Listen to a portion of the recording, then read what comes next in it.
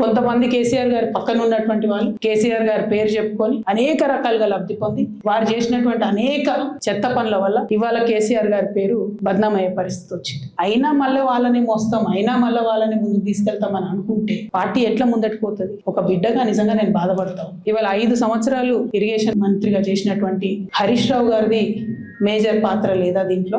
అందుకే కదా కేసీఆర్ గారు వారిని సెకండ్ టర్మ్ లో తప్పించిండ్రు. ఈ మొత్తం కాళేశ్వరం ఎపిసోడ్ లో కేసీఆర్ గారికి మరక అంటిందంటే 2-3 వ్యక్తులు కారణం. మాజీ రాజ్యసభ సభ్యుడు ఒకలైతే, హరీష్ రావు గారు ఒకలైతే, మెగా కృష్ణారెడ్డి గారు ఇంకోడు, మెగానో బోగానో ఏదో. ఈ పెద్ద పెద్ద కాంట్రాక్టర్లు అందరితో కుమ్మక్కై కేసీఆర్ గారు ప్రజల కోసం ఆలోచన చేస్తే, నీళ్ల కోసం ఆలోచన చేస్తే, వీళ్ళు సొంత వనరుల కోసం, డెవలప్మెంట్ కోసం, ఆస్తులు పెంచుకోవడం కోసం ఆలోచన చేసి ఇవాళ మీ వల్ల రేవంత్ రెడ్డి లాంటి వ్యక్తి, తెలంగాణ ఉద్యమానికి సంబంధం లేని వ్యక్తి, కేసీఆర్ గారి కాలి గోటికి సరిపోని వ్యక్తి, ఆయన నిలబడి కేసీఆర్ గారిని చేయెత్తి చూపించి కేసీఆర్ గారి మీద సిబిఐ ఇవాళ నేను వేస్తా అని చెప్తున్నాడంటే కారణం ఎవరు దీనికి?